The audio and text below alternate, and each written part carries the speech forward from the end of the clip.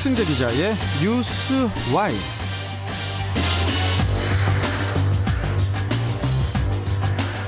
자, 뉴스 와이 중부일보 백승재 기자, 안녕하세요. 예, 안녕하세요. 중부일보 백승재입니다. 예. 자, 며칠 있으면은 인천 상륙작전 71주년을 맞이하게 됩니다. 인천 상륙작전은 1950년 9월 15일에 일어났는데요. 인천시가 인천 상륙작전 기념관에 있는 전두환 전 대통령의 흔적을 모두 지운다고 하는데, 이 소식을 좀 전해주시죠. 인천시는 10월 중 인천 상륙작전 기념관에 설치된 전두환 전 대통령의 이름이 있는 현판과 헌시비를 교체할 예정입니다. 예. 현재 인천 상륙작전 기념관의 그 야외 전시관과 자유수호 탑에 부착된 현판과 헌시비에는 기념관 건립 당시 대통령이었던 전두환 전 대통령의 이름이 새겨져 있는데요. 특히 인천 상륙작전 기념관의 기념석 비에는 글귀가 새겨져 있는데, 내용은 어떤 이유로든 전쟁은 막아야 하며 이런 비극이 이 땅에 또다시 되풀이되어서는 결코 안 된다. 그 길은 국력을 신장시켜 평화적 통일을 성취하는 길뿐이다. 대통령 전두환, 이렇게 나와 있습니다. 예. 또 자유의 수호 탑에는 추모 시비에 전두환 대통령 각하의 뜻을 받들고 시민의 정성을 모아 기념관을 짓고 이 비를 세우니 라는 문구가 있는데요. 이에 시민사회단체 등 지역사회는 5.18 민주항쟁 학살의 책임자이며 항쟁의 진실을 은폐했던 총괄자의 기념비가 아직도 인천에 남아있다고 비판하며 철거를 촉구해왔습니다. 네. 인천시는 전두환 전 대통령 기념석비 철거 여론이 높아지자 지난해부터 역사, 보훈, 시민단체 등 각계 전문가의 잠을 듣고 교체 여부를 검토했는데요. 그 결과 자유수호 탑에는 헌시를 대신해서 6.25 전쟁 참전 국명을 새길 예정이고, 현판은 전두환 전 대통령의 휘장과 이름을 삭제해서 재설치를 결정했습니다. 그렇군요. 자, 그런데 인천 상륙작전에 대해서 최근에는 승전으로 신화화됐다는 그런 비판도 있다고 하는데요. 2016년에 개봉한 영화 인천 상륙작전도 있었지 않습니까? 네. 성공 확률이 5,000대 1로 불가능에 가까운 작전이라고 했는데, 사실 그게 아니라는 그 주장이 있다고요?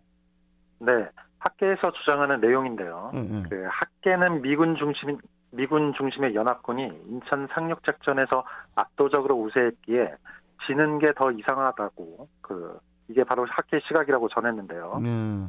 전문가들은 대한민국 사회에서 6.25 전쟁을 불가능한 작전이었다고 교육하고, 영화에선 승리 신화, 뛰어난 작전으로 전승만 강조되고 있다는 건데요. 예. 인천문화재단은 그동안 수집해온 기록과 사진, 영상 등의 각종 자료로 판단해 볼 때 인천 상륙작전이 승전 신화로 왜곡됐다고 지적하고 있습니다. 한국 사회에선 위험천만하고 불가능한 작전을 위장 및 기습으로 성공시킨 것으로 알려져 있는데 그렇지 않다는 건데요. 인천 상륙작전 당시 미군이 주도한 연합군은 물량과 장비, 화력 측면에서 절대적으로 우세해서 무혈 입성했다고 인천문화재단은 설명했습니다.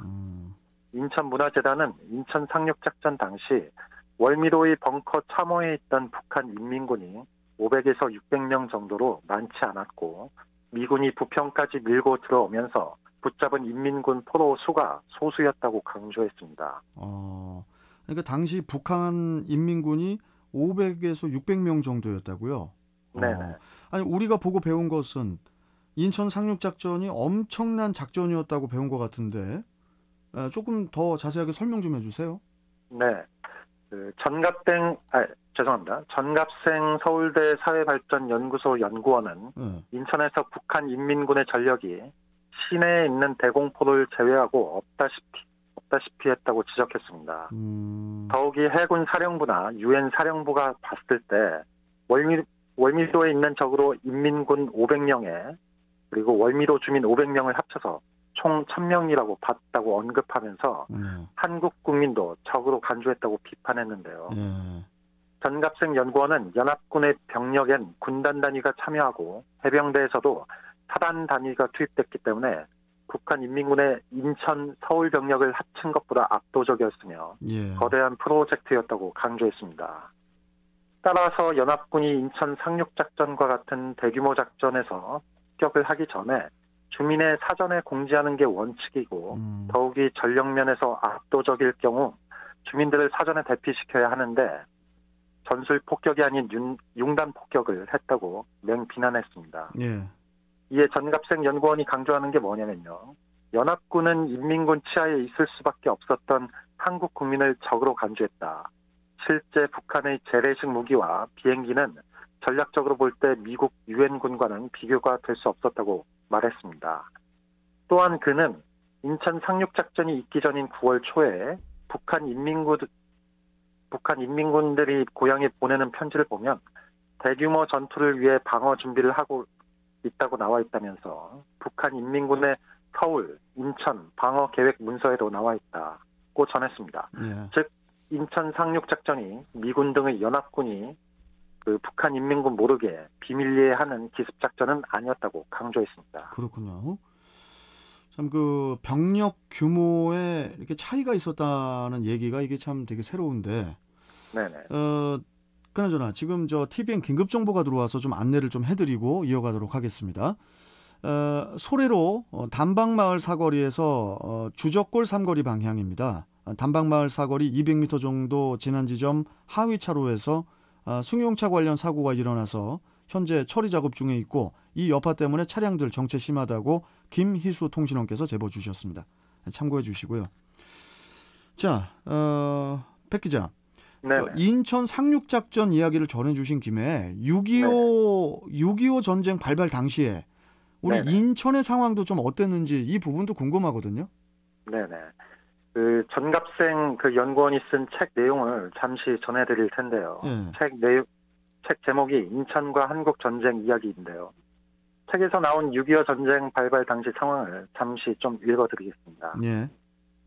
1950년 6월 25일 북한이 남한을 침범해 전쟁이 발발하며 사람들은 무작정 남쪽으로 피난을 떠났다.